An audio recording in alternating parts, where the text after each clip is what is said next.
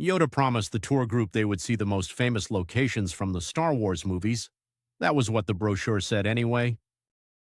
And now, squinting beneath the California sun, the group found themselves at the edge of Death Valley National Park, where sand and sky became a canvas for intergalactic adventure. This was the birthplace of Tatooine. It was here, in the emptiness between the Mojave Desert and the Sierra Nevada, that George Lucas first convinced the universe that an Arizona sunrise could pass for a twin-sunned alien world.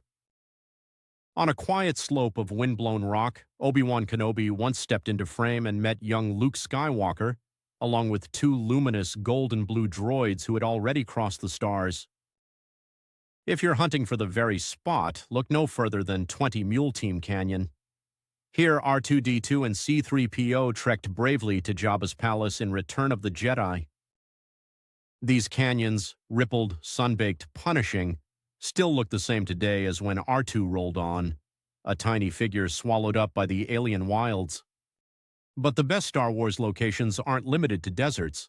The galaxy, after all, contains more than sand. Take Italy, the Villa del Balbianello perched elegantly above Lake Como. The group gazed at its terraced gardens and curling staircases. This was the Lake Retreat, a place of peace and doomed romance where Anakin Skywalker and Padme Amidala hid from galactic war and Attack of the Clones. The villa's arcades and archways bore silent witness to their secret wedding.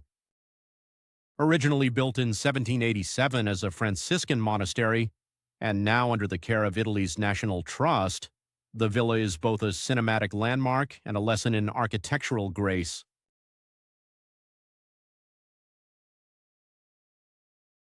Still, Yoda said, the journey's core lay elsewhere, in Tunisia. It's on the northern edge of the Sahara that reality meets mythology most directly.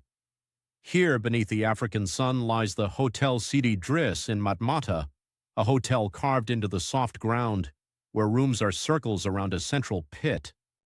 This is the Lars homestead, Luke Skywalker's childhood home. As seen in A New Hope and Attack of the Clones, its whitewashed walls, blue lines, arches, and passageways remain nearly unchanged. You can even dine in the Lars family dining room where couscous meets Star Wars nostalgia. But Matmata is just the beginning. Eastward lies Ajim, a bustling ferry port on Jerba Island. In its winding streets, an old mosque became Obi-Wan Kenobi's hermitage. Nearby, Ajim transformed into Mos Eisley Spaceport, that wretched hive of scum and villainy. Humble facades were dressed with scraps of metal and wood, materializing dreams of distant planets. Deeper into Tunisia lies the intricate town of Tatooine, from which Tatooine gets its name. Surrounding Tatooine are the crumbling Sars, ancient Berber granaries at Sar Uled Sultan and Sar Hadada. These honeycomb towers and cell-like rooms were transformed into the slave quarters of Mos Espa in The Phantom Menace, depicting where Anakin Skywalker grew up before his fateful pod race. Sar Hadada's arched corridors and Sar Uled Sultan's stacked alcoves are still there, now dotted with small livestock and curious travelers searching for echoes of droids and destiny. Near Nefta, on the edge of Chad el Jared, you'll find the igloo-shaped Lars homestead exterior set. It's not a hotel, but a film set remnant, once left abandoned, eventually restored by fans, proof that even props can gain legendary status. Further west in Tozur, palm-filled oases and salt flats became the Dune Sea. Wide skies and white sands stretch out, a world awaiting starships. At Ong Jamel, the neck of the camel, an eroded rock rises from the desert beside the Mos Espa set. Domed buildings and alleys from the prequels are now empty shells, a skeletal city reclaimed by sand. Listen closely and you might hear echoes of pod racers, a young Jedi, or a distant galaxy. As dusk fell, Yoda smiled.